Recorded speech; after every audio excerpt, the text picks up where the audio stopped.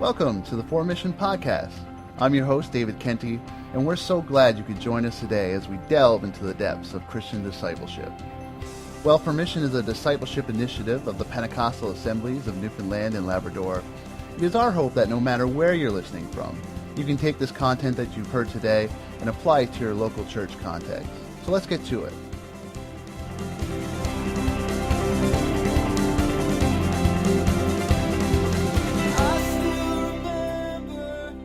Well, welcome to the Formission Podcast. I'm your host, David Kenty, and I'm here today with Kayla Joy, who is the Provincial Youth Director for the PAONL and is currently pastoring with her husband at Spruce Hills Community Church in Paradise.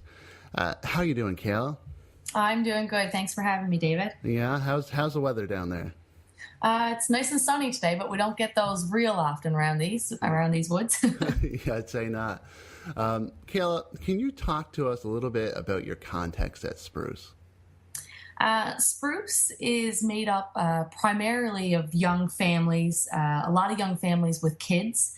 There's also a lot of young marrieds and young adults as well, some university students.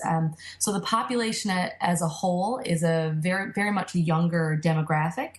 And the people who make up the Spruce family come from a wide variety of religious backgrounds or from no religious experience or faith experience at all.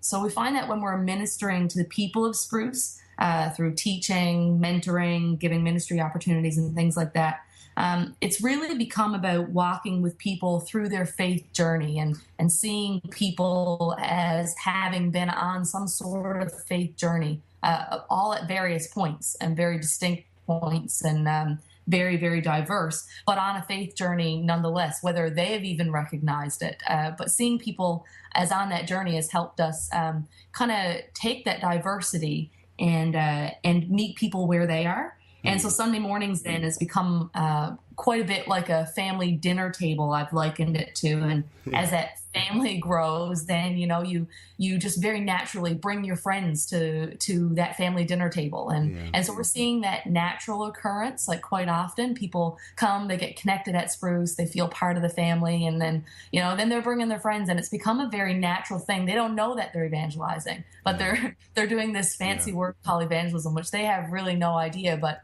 they come into a community of faith, and it's really messy and chaotic, which is really, really cool. And then they bring their friends back to that family dinner table and all of their mess and chaos too. And it's really a beautiful thing, and it's very gospel-like, but it's very beautiful. So in a nutshell, I suppose that's sort of what Spruce is like. And you kind of touched on the whole idea of table fellowship. You guys are all coming together out of various backgrounds and different places and different, like you said, different spots along the spiritual journey. And that kind of, I would suspect that makes for a very interesting worship experience. Oh, absolutely. Absolutely. We've had to become more accustomed to explaining things, for one. And for, a traditional Pentecostal or for someone who's grown up in a Pentecostal church or even something similar, we're not accustomed to hearing explanations of why we raise our hands or why you're hearing someone speak in another language or things like that come very naturally to a lot of us. We've had to take a step back and a lot of our leadership and relearn some of these things and be able to put to words why we're doing the things we're doing so that people can make a choice. It takes that weird factor out of it for people. It takes this odd thing, this odd feeling out of it, and people say, oh, okay, I can kind of get that. I don't know if I'm there yet, but I can get it, So it removes that the weirdness out of it and allows people to process and allows people to hear from the Holy Spirit in their way and for other leaders then to speak into their lives without them being scared off, for lack of a word. And that often happens, and we kind of glaze over that sometimes as Pentecostals. We have all these very expressive experiences, but for somebody who's new and coming into our church culture, some of them have no language or context for understanding what they're seeing or what they're witnessing or what they're experiencing. And I know that's one of the biggest challenges we face in youth ministry, is that a lot of times we have kids who come from no church background. They come into the service and they feel the presence of God, but they don't know how to explain it. They don't have the language or context.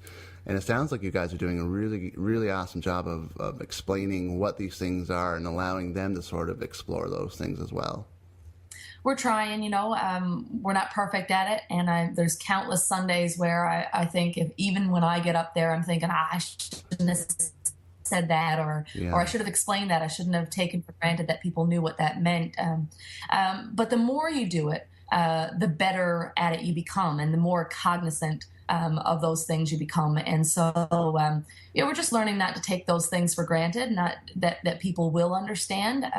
Even simple words like worship. People from the community don't understand what the term worship means, because worship means a whole lot of different things in different contexts. So, learning to say we're singing songs to God because we love Him, and here are some of the ways we do that, and just breaking down even those simple things, and explaining those things, whether you see a new face or not, is extremely important, because you're not just explaining those things for the new faces. But when you explain those things to a congregation of even familiar faces, what you say to that congregation member is, it's safe for you to bring your friend here. Yeah, totally.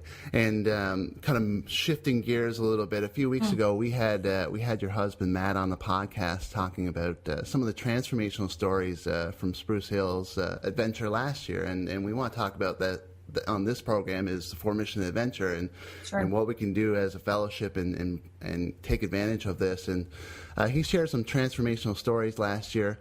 What are some of the things that you guys are doing this year for the Formission ADVENTure? Well, I'm sure that Matthew probably mentioned last year we began a family sponsorship. Yeah. And that was all in connection with an elementary school that's just down the road from us. We've grown in that area this year. We went back to that school and met with that guidance counselor and found out about 5 families. So last year, I believe there was 2.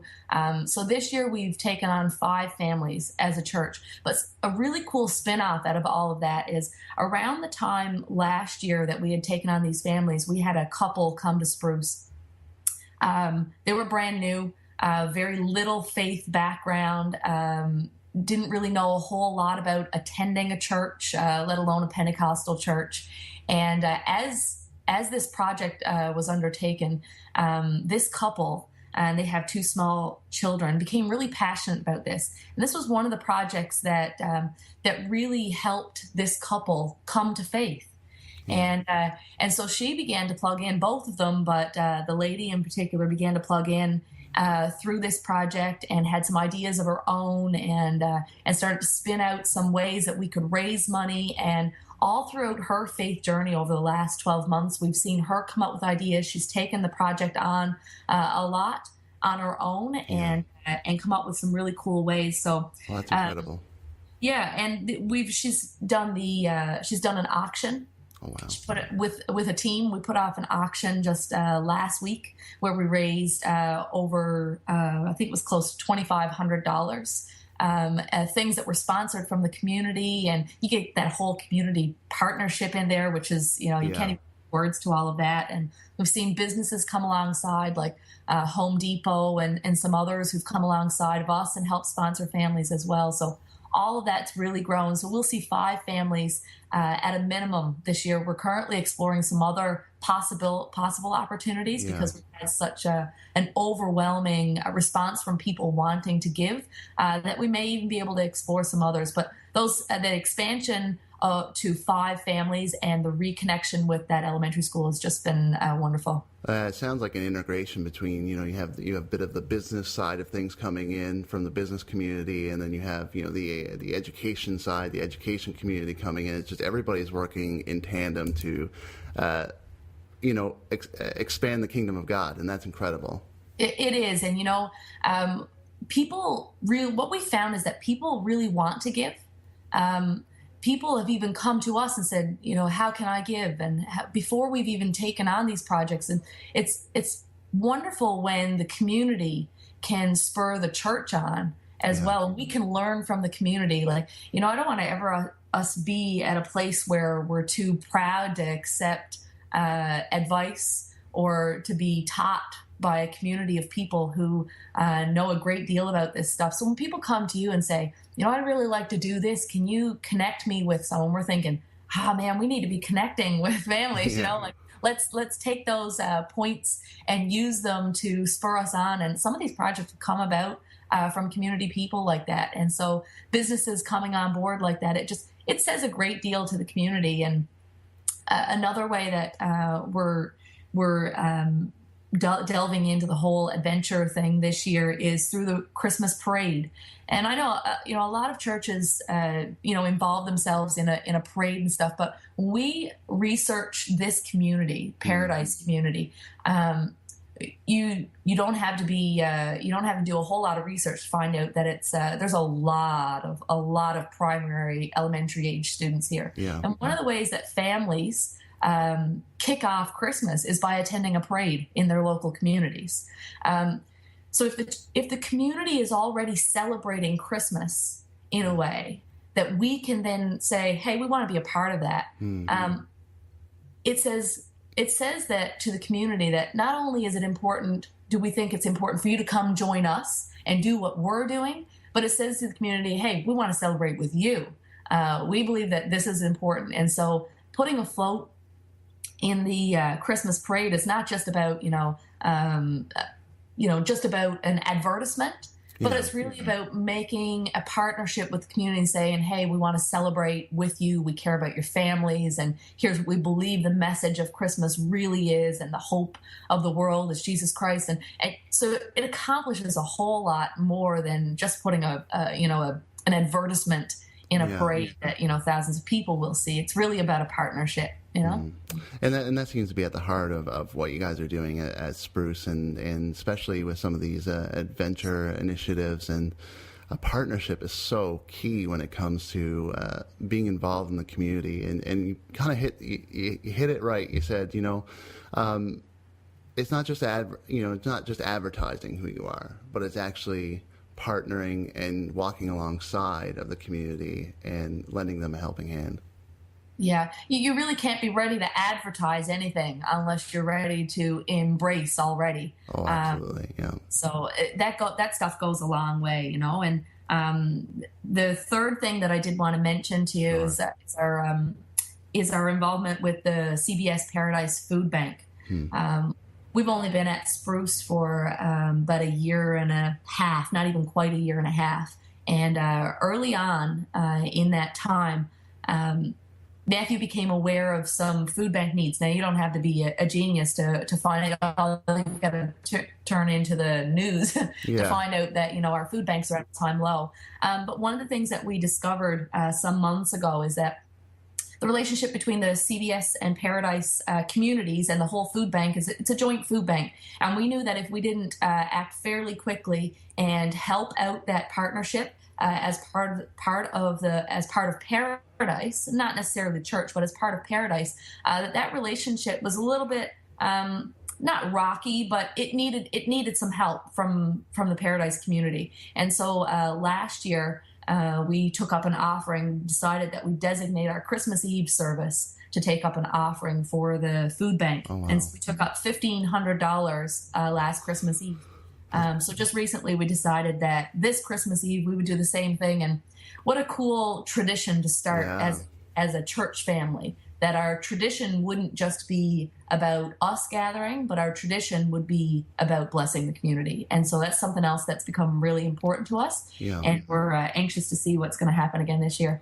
And that's so cool. And oftentimes we make it this whole season about us. We have our banquets, we have our different functions that we go to, and it's all about, us. But there's this other reality to the gospel where, I had Josh Sting on yesterday, and he was saying, we've been given the greatest gift to give the greatest gift outward.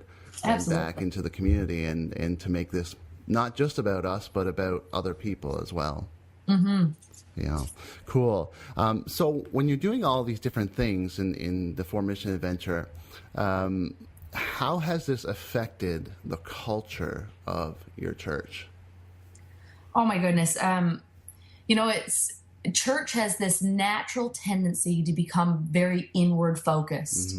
We're focused on our music, our chairs, our decor, the way that we present. We become very inward focused, and it's a natural tendency. But what the Formission ADVENTure series has helped us do is to become outward focused and to figure out what is it that we really want to accomplish? What is it that we want to do for a community? What's the real message we want to be sending to the people that are on our doorsteps and our neighbors? And to be able to outline that and say, what are the best ways for us to accomplish that?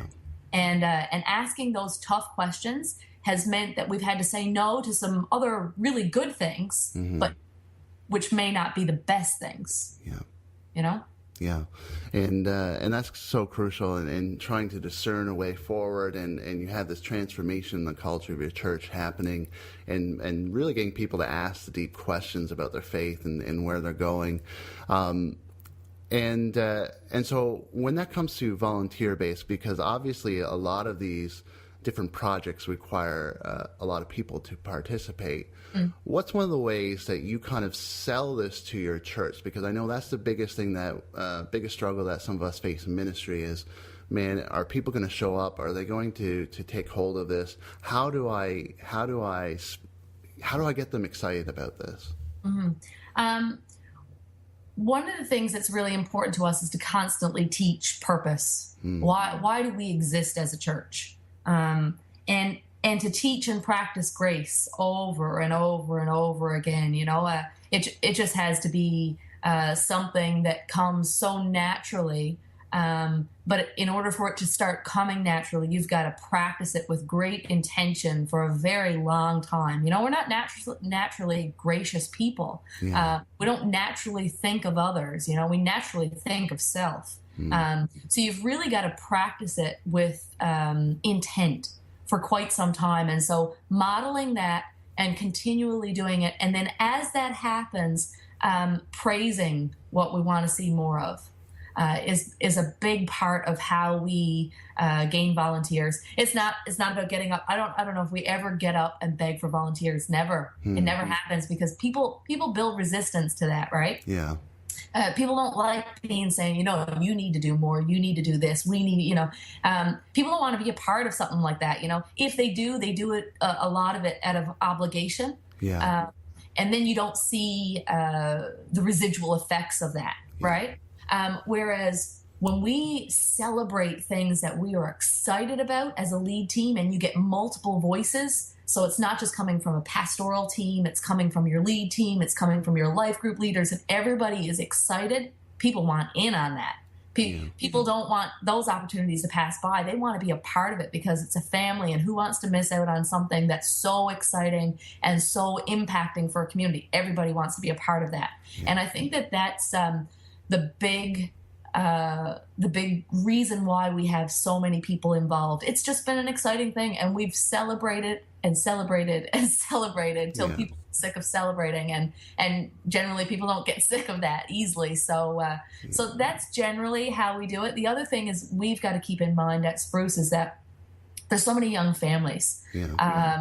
And so many young families at Spruce don't have other family members around like your small communities would, per se. So they don't necessarily have the help of a grandparent or other family members nearby. They've probably come from smaller communities and they're here in the city working, and they have small kids. So getting sitters is not always easy. So knowing the context of your church really helps in all this. So what we try to do is mainly design projects that we can be involved in as a family. It doesn't always work, but we try to do things that, people can come as a family and be a part of. So you can come as a family and be a part of a parade.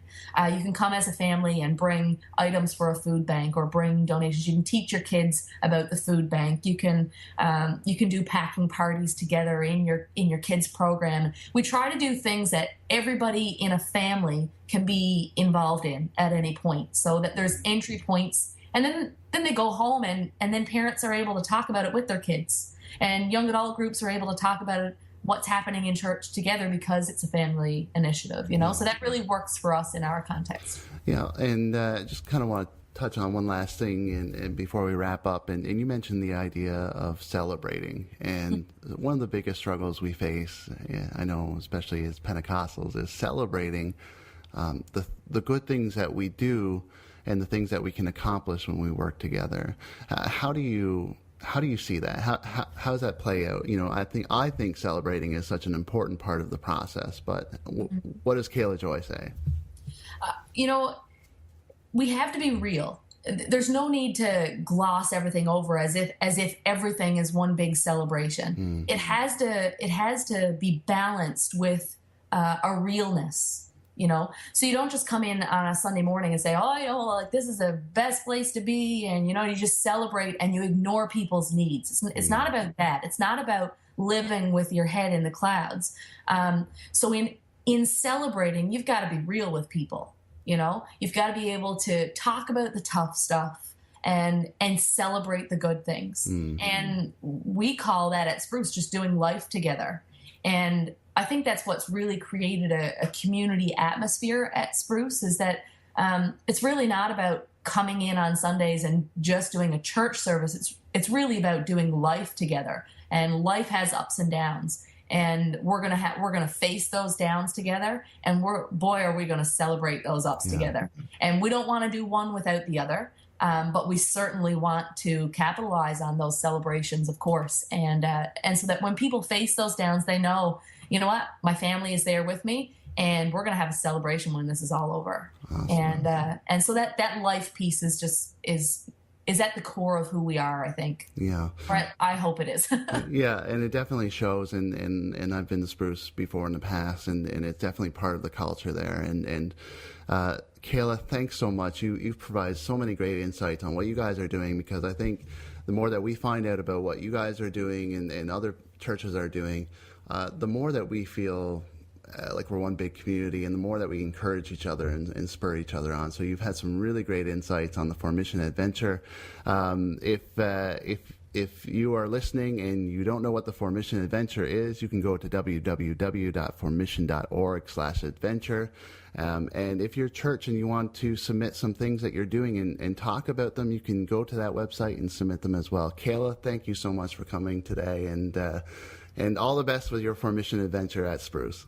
Thanks, Dave. It's been a pleasure. Awesome. Thanks. Thank you for joining our podcast today. If you've enjoyed our content, you can subscribe to the podcast by clicking the subscribe button in iTunes. If you're looking for more information about Formission, or want more tools to better facilitate discipleship in your own church community, you can go to our website at www.Formission.org. Hope to see you back next week.